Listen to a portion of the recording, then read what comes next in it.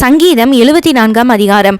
தேவனே, நீர் எங்களை என்றென்றைக்கும் ஏன் தள்ளிவிடுகிறீர்? உமது மேய்ச்சலின் ஆடுகள் மேல் உமது கோபம் ஏன் புகைகிறது?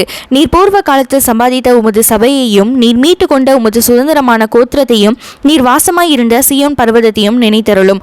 நெடுங்காலமாக பாழாய் கிடக்கிற ஸ்தலங்களில் உம்முடைய பாதங்களை எழுந்தருள பண்ணும். பரிசுத்த ஸ்தலத்திலே சத்ரு அனைத்தையும் கெடுத்து போட்டான். உம்முடைய சத்துருக்கள் உம்முடைய ஆலயத்துக்குள்ளே எச்சித்து தங்கள் கொடிகளை அடையாளங்களாக நாட்டுகிறார்கள்.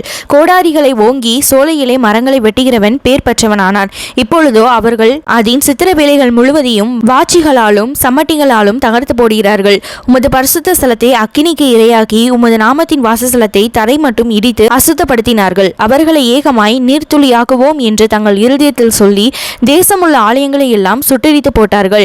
எங்களுக்கு இருந்த அடையாளங்களை காணும் தீர்க்கதரிசியும் இல்லை, இது எதுவரைக்கும் என்று அறிகிறவனும் எங்களிடத்தில் இல்லை. தேவனே, எதுவரைக்கும் சத்ரு நிந்திப்பான்? பகைவன் உமது நாமத்தை எப்பொழுதும் தூஷிப்பானோ? உமது வலது கரத்தை ஏன் முடக்கிக் கொள்கிறீர்? அதை உமது மடியிலே எடுத்து ஓங்கி நிர்மூலமாக்கும்.